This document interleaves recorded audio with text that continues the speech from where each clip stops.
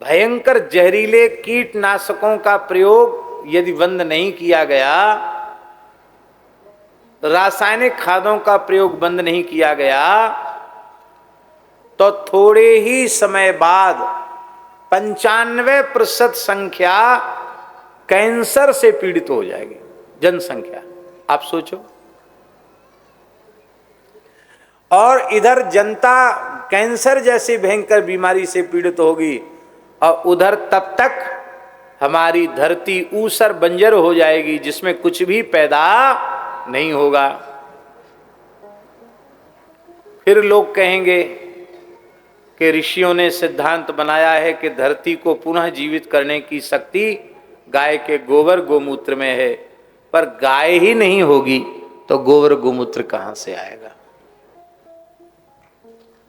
गायों का जो वध हो रहा है ना निरंतर, 50-60 हजार गोवंश की प्रतिदिन हत्या हो रही है कम से कम। और आप लोग बहुत ध्यान से सुने और केवल सुनकर सुनने तक सीमित न रखें, गहराई तक उसका अध्ययन करके उसकी जानकारी करें। आज भी मांस निर्यातकों में भारतवर्ष पूरी दुनिया में पहले नंबर पर है।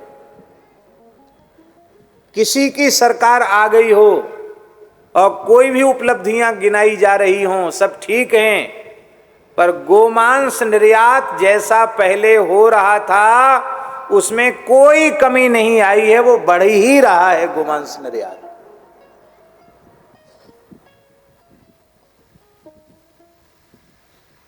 कितनी पीड़ा की बात है। धर्म प्राण भारतवर्ष के लिए जहां के लोग गाय को माता नहीं भगवान की भी भगवान मानते हों, हमारे आराध्य रामकृष्ण नारायण गणपति शिव दुर्गा सूर्य, उनकी भी आराध्या उपास्या पूज्या गाय, इस रूप में जिस देश के निवासी गाय का अनुभव करते हैं और उस देश से गोमांस का बड़े पैमाने पर निर्यात,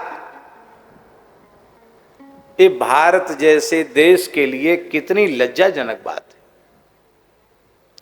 और ये बात हम बिल्कुल विश्वासपूर्वक कह रहे हैं, गोष्ठ में बैठ करके कह रहे हैं, पुराण भगवान की सन्निधि में बैठ करके कह रहे हैं। तब तक किसी समस्या का समाधान होने वाला नहीं है, देश में सुख शांति आने वाली नहीं है, वास्तविक देश की समृद्धि होने वाली नहीं है, जब तक भारत जैसे पवित्र देश की धरती पर गाय के रक्त की एक बूंद भी गिर रही है। ये देश का अभ्युदय, उन्नति, वास्तविक विकास, इसके संस्कारों का विकास, इसके संस्कारों की सुरक्षा और इसको पुनः विश्व गुरु के पद पर प्रतिष्ठित होने का सौभाग्य तभी प्राप्त होगा जब भारतवर्ष की धरती गोवध के कलंक से पूरी तरह विमुक्त हो जाएगी।